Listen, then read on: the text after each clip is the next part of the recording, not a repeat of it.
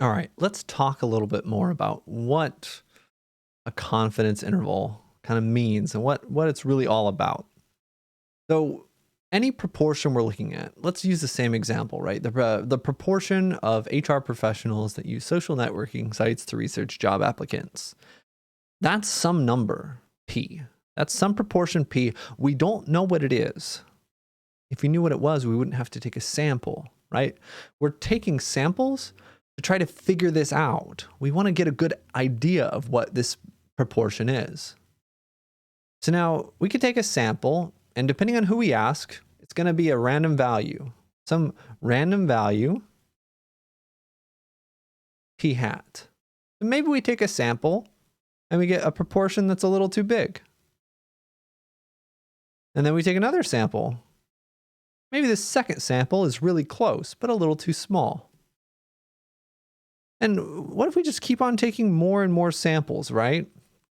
Every single one of these P hats, right, we're going to be kind of bouncing around, but they're going to be centered, right? The sample is random, but it's going to be centered on P.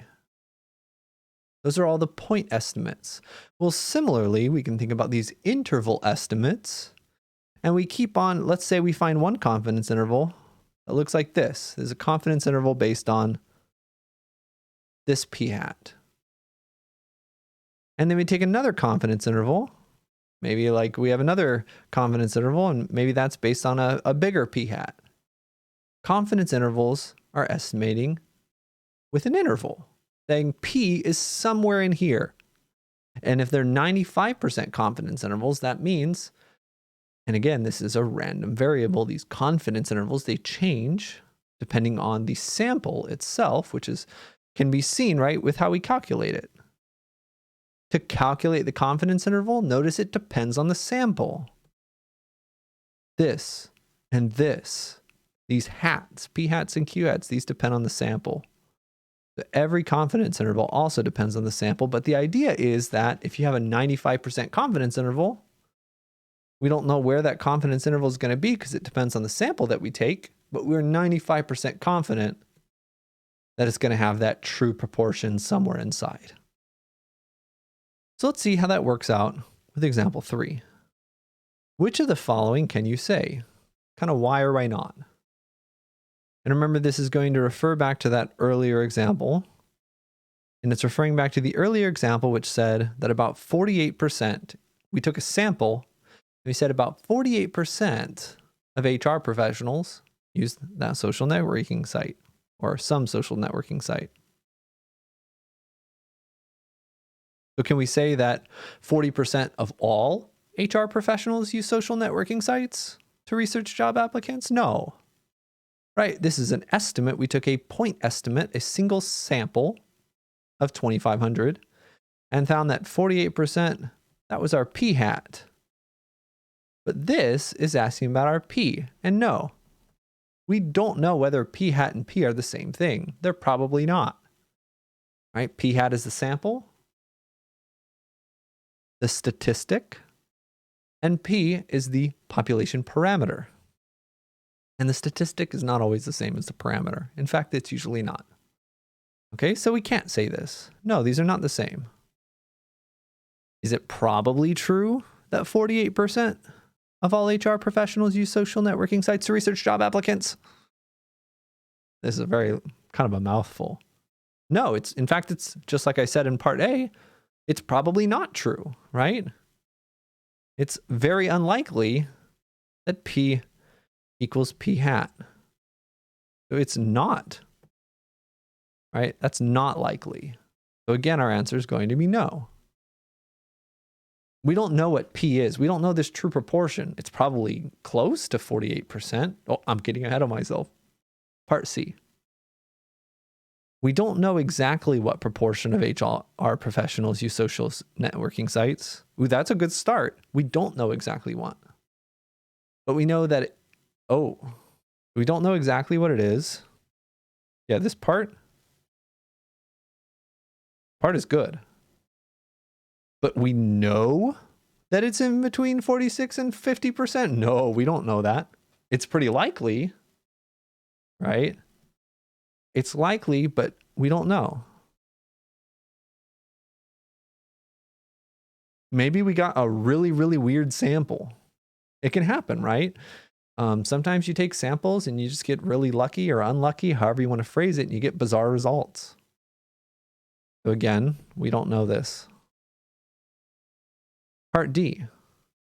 We don't know exactly what proportion of all HR professionals do this, but it's probably between 46 and 50%. Yeah. Yes, this is true. That's what confidence intervals are all about. Saying we don't know that true P, but it's probably in this interval. And letter E says, is this true? We're 95% confident that between 46 and 50% of all HR professionals use social networking sites in this fashion. This is even better than part D. And that's what confidence intervals are all about. You find a confidence interval that says, based on this sample, we are this % confident that the actual value is in this interval. And in this case, we did 95% confidence, but there's a bunch of confidence levels. You can have any confidence level you want. Here are some of the big ones. Cats, you guys are out of control right now. You can't hear it, but there's some wild stuff going on here. So these are very standard ones, 99, 95, 90, and 80. And so what we're going to do is we're going to find their Z-star values. Remember, Z-star is very important for calculating confidence intervals. It's how many standard deviations away from the mean do we have to be to have that % of the data.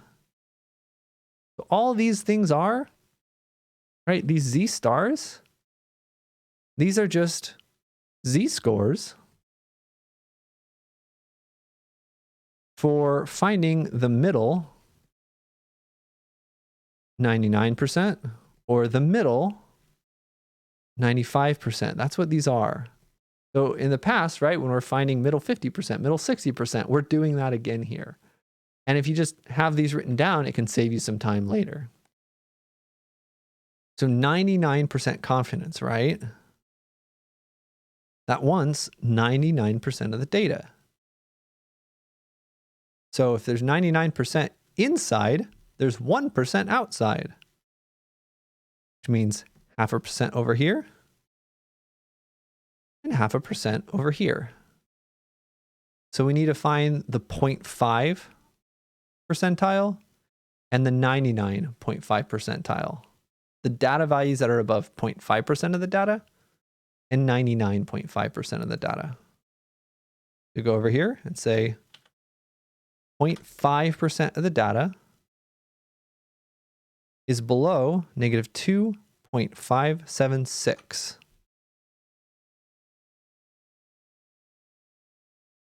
Below the mean, right? Negative 2.576. And it's symmetric, right? We're looking at standard normal right now. So if we did 99.5 percentile, it will also be 2.576. All right, so that's our Z-star. This is the value. Z equals 2.576 is up here. That's the Z-star value that we use for 99% confidence levels. Do the same thing with these other ones. Pause the video right now. Find where is the middle 95% of data for the standard normal. Where's the middle 90%? Okay, pause the video, and then I'll go through the solutions. Again, if we want 95% of the data, that means there's 2.5% to the right of that and 2.5% on the left. Figure out 2.5%, just like before. That's about negative 1.96. And similarly, if you calculated this one, it should have come out to 1.96. This is our Z-star, our critical Z-score for 95% confidence levels. Similarly, right? This is 90%. It's 5% on the right, 5% on the left. This is 80%. That's 10% on the right and 10% on the left. So if we find the 5th percentile, that'll be one of these, 1.645.